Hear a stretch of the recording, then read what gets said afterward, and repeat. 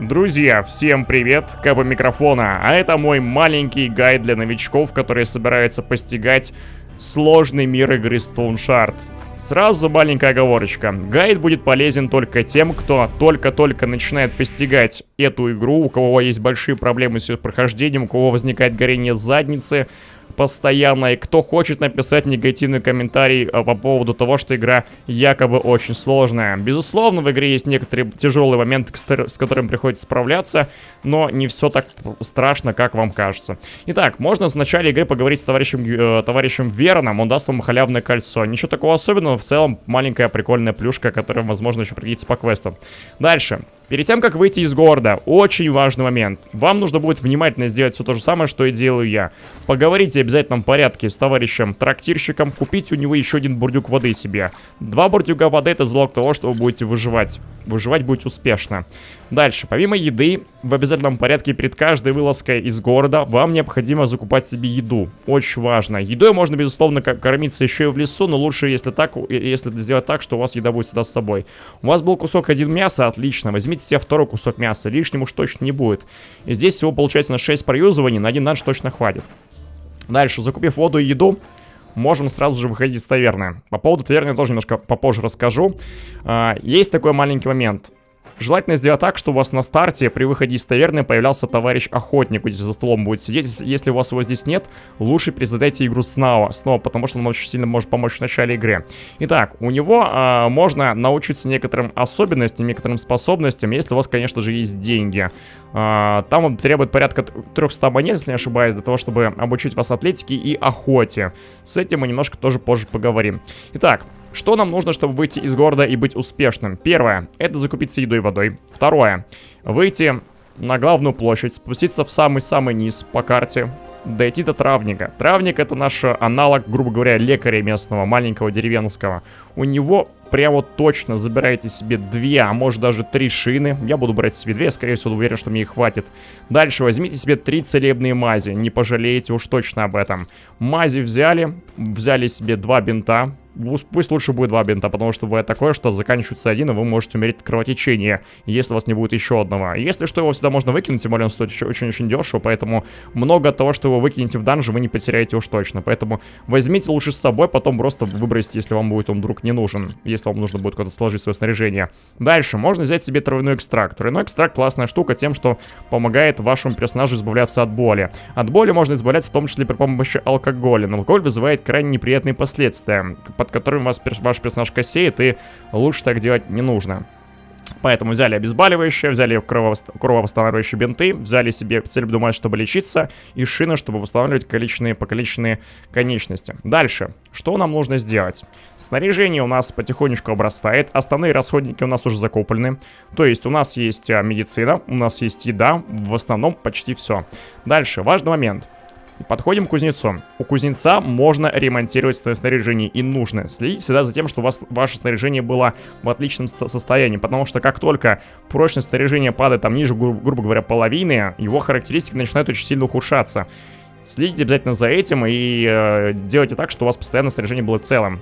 Снаряжение чинится здесь у разных мастеров. Все, что касается железа, чинится у кузнеца.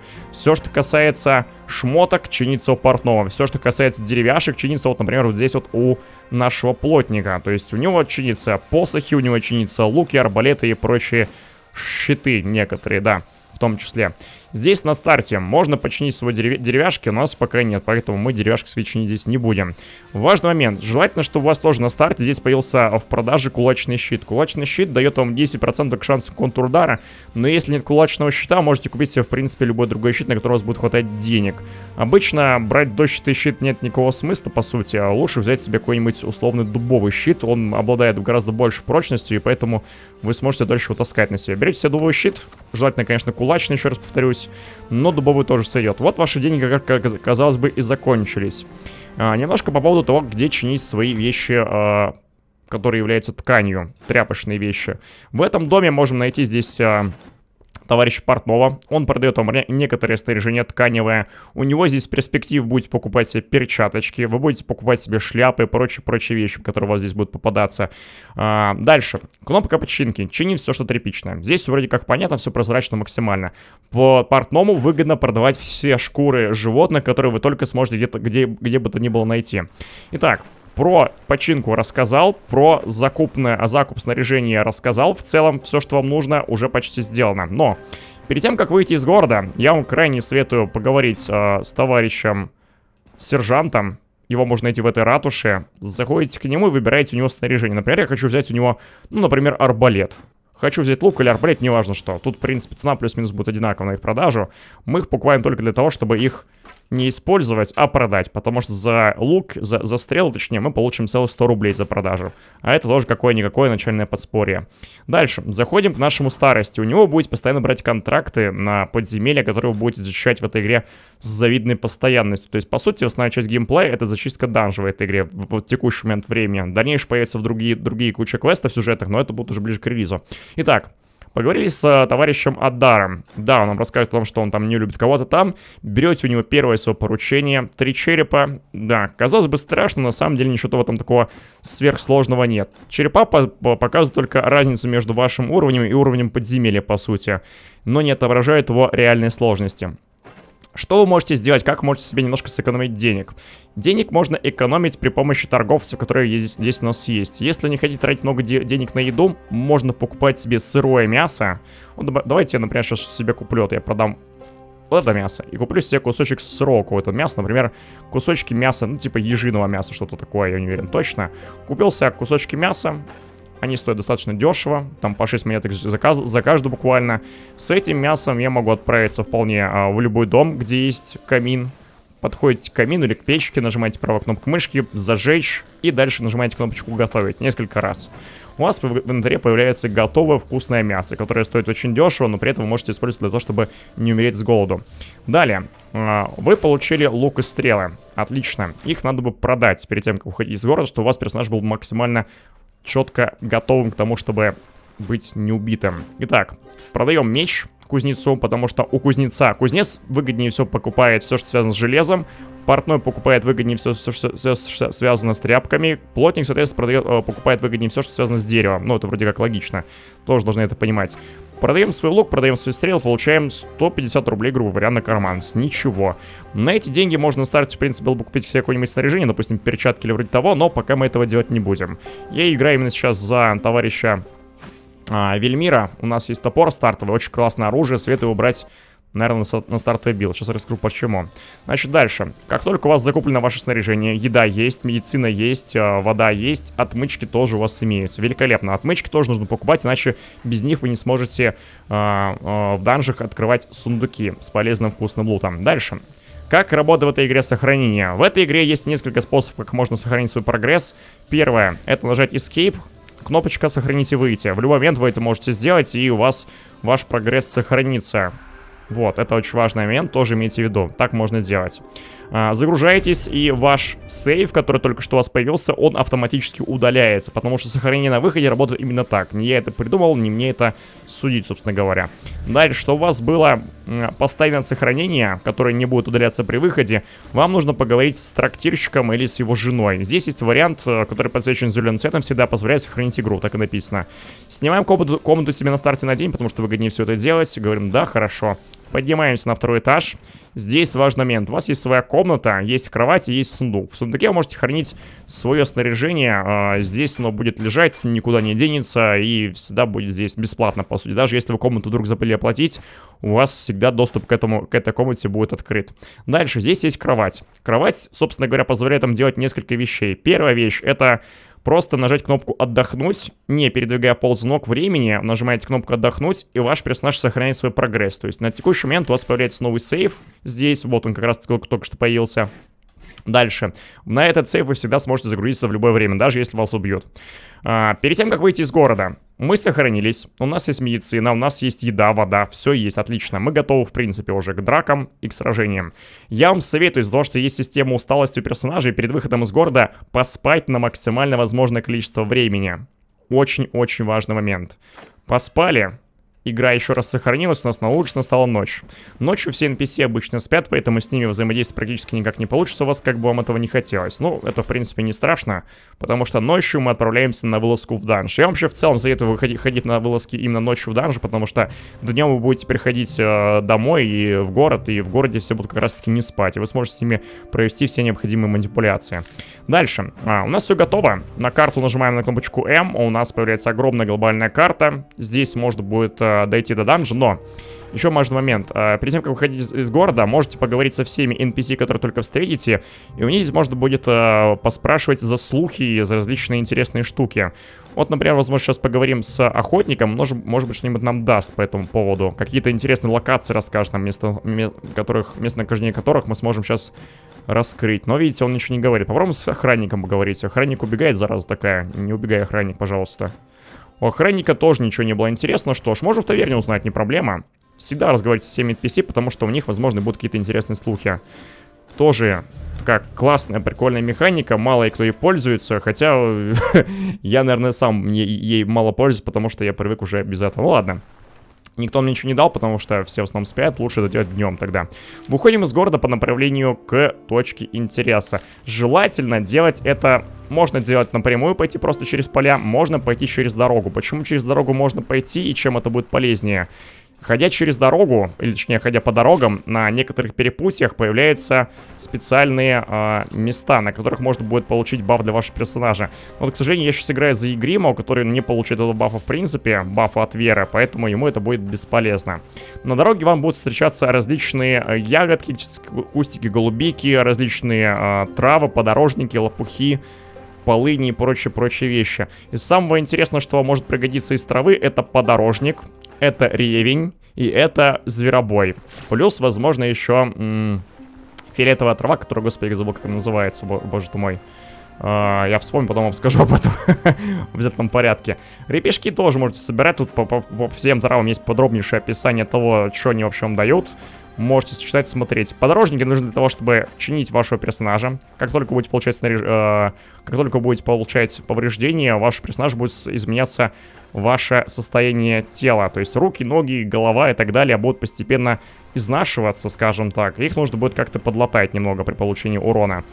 Сверху у вас появляется баф бодрости. Как только это получилось после того, как мы сохранились в игре, у нас еще есть баф, точнее дебаф легкая жажда. От жажды избавляемся просто. Берем бурдюк, выпиваем воду. За этим тоже нужно следить, что у вас персонаж тогда был сыт и доволен. Можно покушать еды, между прочим, еще. Получим от этого небольшой баф в основном.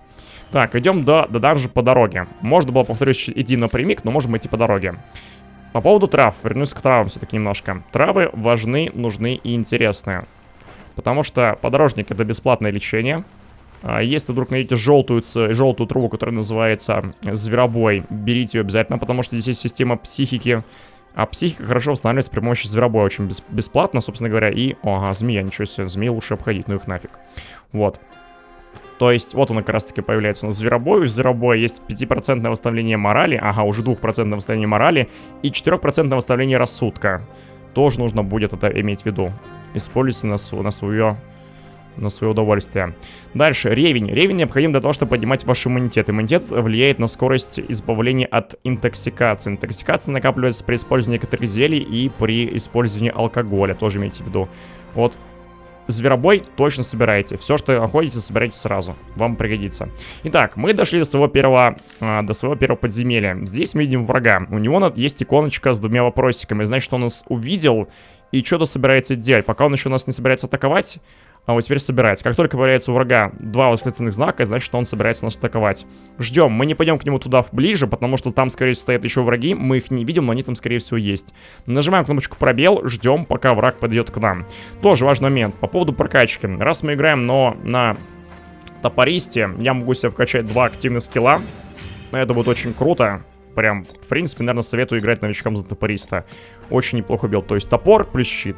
Если есть топор на контрудары, берите топор на контрудары. Он вышел к нам один. Можем подпустить еще ближе. Можно даже немножко отойти, чтобы другие не сагрились точно. Подпускаем его ближе на пробелы. И дальше нажимаем все свои активные скиллы. Он начинает потихонечку убегать. У него остается мало хп. Можно правой кнопкой мышки нажать на врага, провести его инспекцию, узнать, какие у него есть скиллы, какие у него есть состояния его тела. И плюс ко всему узнать, сколько же процентов здоровья у него остается. По поводу лута. Лут таскать весь из данжа абсолютно не имеет никакого смысла, потому что меч, который стоит 35 рублей, на продажу он будет стоить монет 5. Поэтому мы его просто здесь бросаем, он нам нафиг не нужен. Дальше. Идем немножко выше, потихонечку, никуда не спешим. Желательно делать по одному шажку, чтобы не сагрить на себя слишком большое количество врагов. Но благо здесь сказал всего лишь один. Мы к нему подлетаем, бьем одним скиллом, вторым скиллом. Он начинает убегать. Ну, собака такая, легко совите, вообще никаких проблем нет, убивается прям супер-супер просто. Дальше, у вас есть небольшое повреждение тела. Его можно использовать и залечить при помощи мази. Вот у вас есть в инвентаре мазь, которую вы закупили так благополучно. Используйте мазь, чинитесь. Легко, классно. Заходим в данж. В данже есть классный абуз, как мне кажется. Заключается он в том, что как только вы нашли врага, и если врагов будет много, вы можете подойти к дверям, к выходу из данжа, именно к выходу из данжа, это очень важно, не выход между этажами, не переход между этажами, а именно выход вам нужен. Доходите до выхода из данжа, если у вас остается очень мало хп, например 10, и вы знаете, что вы сейчас умрете от врага, возьмите, просто нажмите на кнопочку выхода из данжа, и все. Враги из данжа за вами выйти не могут, то есть это ваше маленькое спасение, имейте в виду, можно тоже обузить. Заходим в данж, у нас full хп, мы полечились, все хорошо, нападаем на него. Он тоже будет нам отвечать, естественно, своими ответными ударами. Но обычно там за 1-2 удара его убиваем. Дальше. Убив врага, получив некоторое количество повреждений, потратив ману, не спешите углубляться внутрь данжа куда-то. Лучше нажмите, вот здесь есть кнопочка у нас, называется она режим отдыха. По дефолту забинжи на кнопочку R, английскую. Rest. Нажимаем режим отдыха. Персонаж садится на жопу, и у него восполняется хп и мана. То есть пропускается некоторое количество ходов, у вас восполняется мана, хп и все остальное прочее. Видим повреждение тела. Лечим при помощи мази. Опять же так же. Если есть кровотечение, желательно как можно быстрее от него избавиться при помощи бинта. Если конечность повреждена очень сильно, у нас есть шины, которые восстанавливают большое количество повреждений вашей конечности. Идем дальше в данж. Желательно никуда не спешить. Желательно не пользоваться кнопкой крик, потому что на кнопку крик будет прибегать огромное количество врагов. Видим, здесь сидит NPC квестовый. Видим лучника. Лучниками здесь тоже хитрая система. Если видите лучника, бегите к нему как можно ближе. Рано или поздно вы загоните его в угол и сможете на него просто напасть. Вот я сейчас нападаю на него, он переходит в ближний бой. Бьем один раз, второй раз, и все, он буквально убегает. Вот сами видите, какой легкий билд с топорами, по крайней мере на старте, очень хорошо себя показывает. Находим здесь какие-то шкафчики, лутаем их, находим свиток снятия чар, да. По поводу свитка снятия чар. Наверняка в игре вам будут попадаться некоторые неопределенные предметы. И некоторые из неопределенных предметов вам будут давать большой-большой минус. Потому что они могут казаться проклятыми. Проклятые предметы с себя можно снять при помощи свитка снятия чар. Находите свиток снятия чар, нажимаете правой кнопкой мышки, использовать на проклятый предмет, снимаете с него проклятие, и после этого сможете снимать с себя оружие. Об этом тоже мало кто знает, но на этом тоже много кто фейлится. Забирайте все, что у вас можно, в принципе, забрать. Куча травы у вас есть, и не пользуйтесь, поэтому я просто сейчас выброшу. Ну, потому что она мне не нужна. Именно сейчас она мне не нужна. Сброшу траву, потом, собственно говоря, как-нибудь ее заберем. Пока с NPC мы ничего не сможем сделать. Нужно найти босса, у которого будет ключ. Ага, вот тоже важный момент. Важный момент, как раз таки, который я не успел еще рассказать. Ловушки. В игре есть огромное количество ловушек. Они в основном располагаются именно в данжах. Если вы не будете нажимать на кнопочку поиск ловушек, называется осмотр окружения, зачастую будете попадать вот как раз таки в такую ситуацию, в которую попал только что я. И, возможно, иногда это будет вашу жизнь уничтожать. Если вдруг попались в ловушку, сразу покиньте ее зону действия, потому что если это шипы, стоя на шипах каждый ход, вы будете получать дополнительный урон. Выходим из ловушки, у нас персонаж горит. Поломана нога. Что мы делаем? Берем воду, правой кнопкой мышки, облить, наливаем на себя. Все, бурдюк весь полностью выливается, персонаж больше не горит. Ногу чиним шиной, ногу залечим дополнительно мазью. Все хорошо, осталось ровно половина хп. К нам идет враг. Хорошая идея будет прямо сейчас пойти к выходу из данжа и просто снаружи посидеть, немножко похилиться. Просто великолепная штука. Вы вышли, похилились. Состояние тела отличное, мы довольны, счастливы, смотрим голод, жажда, все хорошо, можно пить воды еще дополнительно, почему бы и нет. Ну и заходим внутрь снова. Видим здесь перед собой врага. Мы фуловый, враг тоже, собственно, фуловый. У него есть 2 скилла, причем у него есть пинок. С пинком будьте аккуратнее. Пинок, если откидывает вас враг пинком в любое препятствие, то есть если за мной будет любое препятствие, например, вот это, враг может мне пинком оглушить. Поэтому лучше сделать так, чтобы между вами, точнее, за вами никогда не было твердого препятствия, иначе вас могут откинуть и оглушить. Это будет очень-очень неприятно, имейте это в виду. Подпускаем его к себе поближе, в принципе, и начинаем его атаковать. Там буквально 2-3 тычки, он умирает. Небольшие повреждения получили, можно, в принципе, сразу использовать мазь, или же просто сесть и подождать, пока у нас персонаж отрегенится. Боль. Боль очень коварный дебаф. Здесь старайтесь сделать так, что у вашего персонажа показатель боли был как можно ниже. Боль можно снизить при помощи алкоголя. Выпиваем алкоголь. По алкоголям драться лучше не стоит, потому что огромный штраф получаете по вашим характеристикам. Лучше, выпив алкоголя, присядьте на жопу и немножко посидите, подождите. Дебаф алкоголя сам по себе спадет, уровень боли снизится до 0. После этого можете спокойно вставать и идти дальше, если идет данжи. Кнопочкой не забывайте поиском ловушек пользоваться, потому что при помощи его вы сможете найти секретные комнаты в этих подземельях и сможете найти все ловушки, которые вообще здесь есть. Поэтому перед входом в комнату нажимаете поиск ловушек, и в комнате тоже еще разочек нажимаете. Лишним тоже точно не будет. Как видите, пока проблем с убиванием врагов у нас нет. Находим еду, находим здесь воду, набираем в бурдюк воды. Кстати говоря, тоже важный момент. Набрать воду в бурдюк можно при помощи колодца, нажав правой кнопкой мышки по колодцу, либо при помощи такой вот бочки с водой в данжах некоторых она стоит. Нажимаете правой кнопкой мышки, набираете воду себе в бурдюки или же в пустую банку из-под алкоголя, которая у меня скоро очень, я думаю, опустеет. Находим еду, едим, почему нет? Халява, халява, любим халяву. Так, заходим, проверяем поиск ловушек, видим врага. Подпускаем ближе, подлетаем к нему сами и начинаем его убивать. Важный момент. Никогда не деритесь с врагами 1 на 2. Старайтесь в начале игры этого избегать как можно сильнее. Потому что если врагов сразу двое, обычно у вас будут большие проблемы. Скорее всего, если у вас тем более еще не полный хп, они вас просто уничтожат. Поэтому старайтесь сделать так, чтобы вы дрались всегда только с одним врагом. Так, мы тут немножко подрались. Небольшое повреждение получили. Залечились, открываем дверь. Дверь заперта. Есть вариант открыть при помощи кнопки взломать, но я вам советую в данжах лучше двери ломать через Ctrl. Нажимаете Ctrl, можете двери ломать.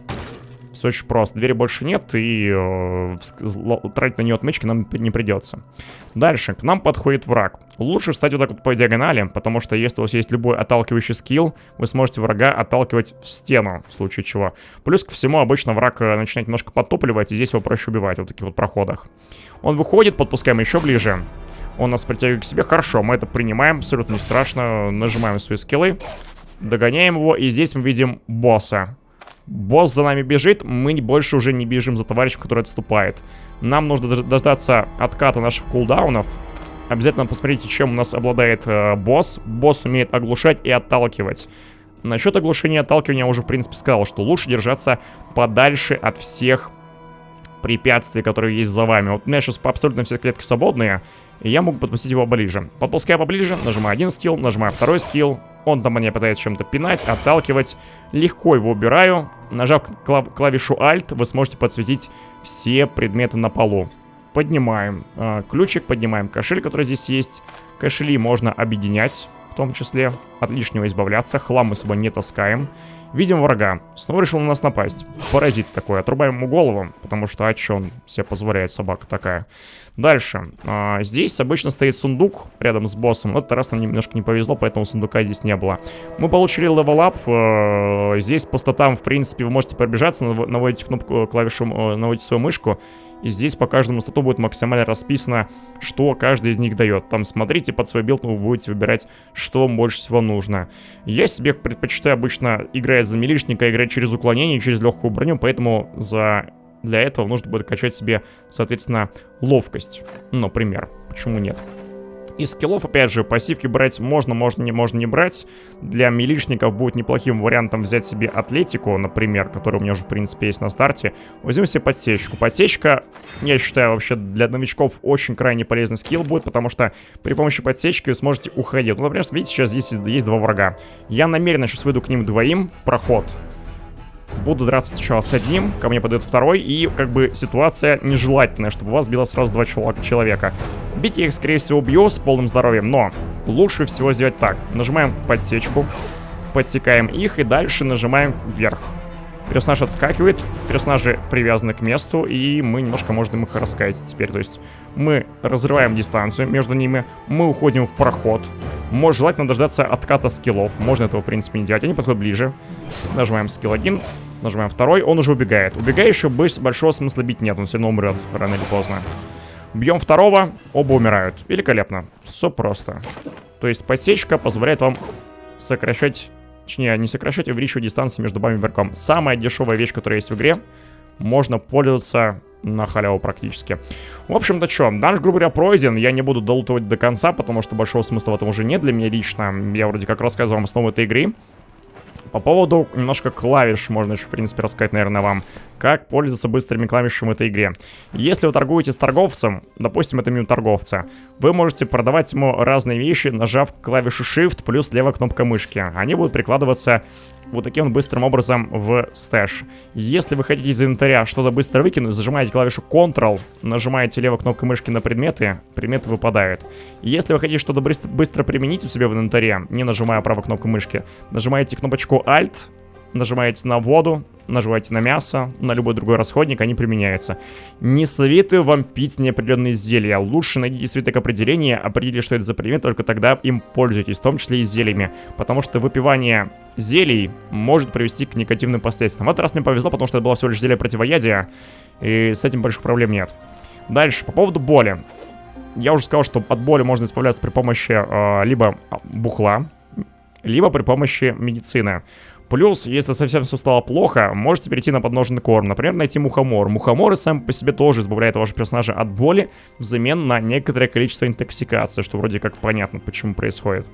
Дальше. Что еще интересно по клавишам, можно сказать? Ну, на счет того, что у вас в игре есть несколько панелек, наверняка вы уже заметили, есть такие стрелочки. Их можно переключать левой кнопкой мышки. Либо page up, page down по дефолту. Об этом тоже нужно знать и уметь. В данжах не забываем пользоваться поиском ловушек в каждой комнате, потому что, во-первых, это может быть секретная комната, во-вторых, это может быть самая опасная ловушка, на которую вам не хочется наступать. Что еще такого важного вам нужно знать? Насчет драк я сказал в целом. Лучше драться с одним, чем сразу с двумя. Находите большое количество врагов, постарайтесь сделать так, чтобы вы могли их закать. То есть, смотрите, если на нас нападает сразу два врага, вот условно, пускай вот это будет у нас враг номер 1 в этой клетке стоять, в этой клетке у меня будет стоять условно враг номер 2. Как вы видите, они стоят на разных уровнях. Здесь такая интересная механика, говорю, существует, что если от перехода до врага больше 5 клеток, то враг, который стоит на 6 клетке, за вами уже не придет. То есть, условно, если между вами дистанция вот такая вот, грубо говоря, то есть здесь 1, 2, 3, 4, 5, ну вот 6, давайте немножко их переложим сейчас, этих врагов наших условных. Вот это будет враг номер 1, вот это будет враг номер 2, допустим. Враг номер 2 стоит на 6 клетке, враг номер 1 стоит на 5 клетке. Подходим к переходу, нажимаем переход. Дальше отходим немножко, здесь появляется враг номер 1. Враг номер 2 сюда уже не придет, потому что враг номер 2 стоял на 6 клетке, и прийти сюда ему не удастся вообще никак. То есть вот так вот можно будет резать небольшие толпы врагов. И если вдруг у вас все плохо, вы можете просто брать, убегать от них потихонечку до перехода.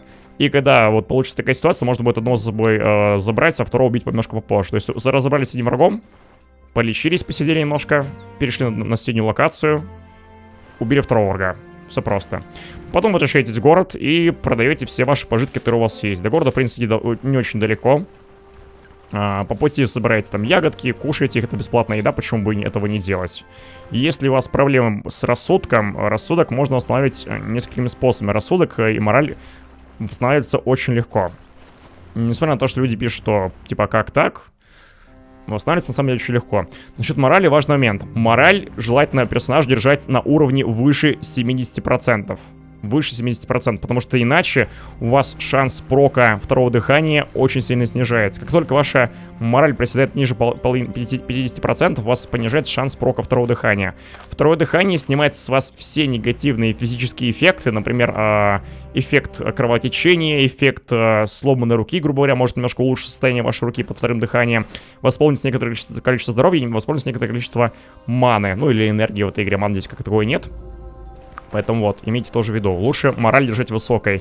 Низкий рассудок будет тоже чреват различными последствиями относительно вашего персонажа. Обычно негативные дебафы будут давать, поэтому лучше держать и мораль, и рассудок всегда высокими. Делать можно это несколькими способами. Придя в город, можно пойти, во-первых, сдать квест к нашему товарищу. Делается достаточно просто. Пришли, поговорили с ним. Говорим, мужик.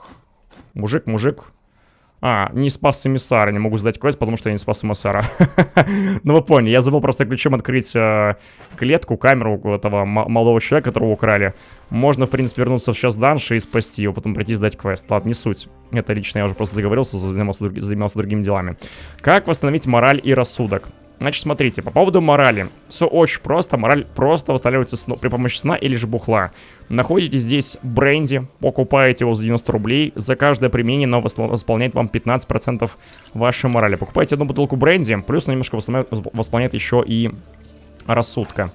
Рассудок мораль поднимается при помощи зверобоя. Об этом я сказал, это бесплатно делается, можно найти в любом поле зверобой. Дальше, находите кровать, вам нужно не поспать, как только вернулись из данжа. За нее предварительно нужно заплатить. Не забывайте, возвращаясь из данжей, платить за кровать. Не забывайте сохраняться, потому что это очень-очень важно будет для вас. Дальше. Пришли, выпили бренди. Сразу же два раза повысили свою мораль на 15%. Немножко повысили свой рассудок. Ложитесь спать, спите, например, там сутки, условно, грубо говоря. После этого у вас ваша мораль, рассудок очень сильно повышается. Если же ваш рассудок просел еще сильнее, у вас есть возможность при помощи зверобоя, при помощи, другой фиолетовой травы, забыл, как это называется, еще не вспомню никак, восполнять себе рассудок. Также рассудок можно восполнить при помощи молитвы. Молиться можно либо на специальных местах на карте, у меня пока их, к сожалению, здесь не было. Там есть такой небольшой постамент, говорите с ним, получаете баф молитвы, воспринимаете свой рассудок немножечко. Дальше, по поводу продажи вещей. Кузнецу, еще раз повторюсь, продаются железные вещи в основном. По поводу Берта, ему продается все, что связано с брюликами, то есть различные драгоценности у меня, опять же, с собой сейчас не было, поэтому я могу продать ему только хлам какой-то вот непонятный. Вот, вернувшись в город, проверьте обязательно свое снаряжение. Как только вы закончили свой квест, восполните запасы медицины, докупите себе необходимое количество шин, мазей, бинтов, прочих вещей. Мало еды, закупите едой лучше сразу. Вода закончилась, лучше воду либо докупите, либо пойдите к колодцу и наберите воду в бурдюке. Если у вас вдруг мало места в данже, и вы уже полностью его закончили, можете выбрасывать все ненужные вам вещи, например, там медицина, которая стоит дешево достаточно, избавляйтесь от нее, получаете дополнительное место в инвентаре. Вроде с этим просто.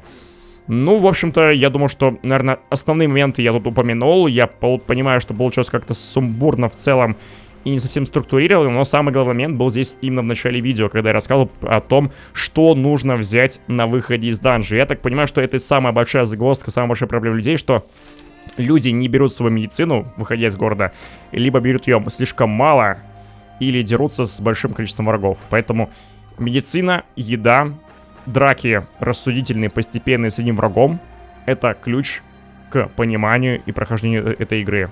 Если вдруг кому-то будет интересно, задавайте вопросы в комментариях. Я, возможно, немножко попозже, как только будет у меня больше свободного времени, запишу полноценный, нормальный, структурированный гайд, потому что сейчас у меня, к сожалению, на это не было времени совершенно никакого. Поэтому только, ребятки, так, только в режиме сумбура, только в режиме вот такого общего перечисления. В целом, вроде почти ничего не забыл. Наверное, стоило упомянуть насчет механики кражи. Механика кражи в этой тоже игре существует. Если видите красные контуры предмета, ни в коем случае на глазах у других NPC не пытайтесь взломать дверь или не пытайтесь что-то поднять с пола, если оно красным выделяется, потому что иначе вы получите за это штраф или вас даже могут отправить в тюрьму. То есть, смотрите, есть красный ящик, его открыть можно без проблем, но если вы пытаетесь украсть отсюда картошку, у вас появляется дебаф розыска. Все граждане станут против вас, скорее всего, агрессивными. Вот, а стражи будут пытаться вас оштрафовать или же отправить в тюрьму. Здесь все будет зависеть от суммы украденного, по сути. То есть вы можете подраться, и у вас ухудшится репутация очень сильно, лучше так не делать. Можете отдать ему деньги, штраф заплатить за то, что вас поймали на краже, либо же отправиться в тюрьму на 1 день. Вот такие есть варианты. А те в тюрьме свой тюремный срок, вас обязательно выпустят отсюда, отдадут вам все ваши вещи, не переживайте. Это не проблема, абсолютно все ваше снаряжение вернется, но вы потеряете время, и, скорее всего, некоторые ваши припасы могут быть испорчены. Плюс потеряете некоторое количество репутации, что тоже вроде как неприятно будет. Поэтому воровать лучше ночью. Плюс еще один момент. Если вы будете ходить по городу с ворованной вещью, которая помечена красной меткой такой специальной, вы имеете возможность наткнуться на стражника, который будет проверять ваши карманы. То есть вы будете идти, просто до вас докопается стражник ни с того ни с сего. И если у вас в карман вдруг стражник найдет украденный товар, он также вас посадит в тюрьму, начнет вас атаковать, или же все-таки попытается с вас стрясти некоторый штраф. Штрафы могут быть очень высокими, имейте в виду, поэтому лучше воровать только ночью, пока NPC спят, и стараться сделать так, чтобы вы избегали встречи со стражником, если вдруг у вас есть краденые вещи. Краденые вещи можно продавать в Гнилой Иве, это очень далеко отсюда находится, это можно будет как-нибудь в другом гайде поговорить об этом, если будет нужда об этом. Вот, либо же краденые вещи можно складывать, например, у себя в комнате, и примерно через неделю у них спадет статус краденого. Вот, например, я сейчас забираю все эти вещи себе, у них появляется значок краденого, и я с этим делом спокойно ухожу к себе домой. Здесь складываю краденое в свой личный сундук, и примерно через игровую неделю, там может быть немножко меньше, с них спадет этот значок краденого, и я смогу это все продавать прямо в этом городе. Так что с этим вроде бы все просто.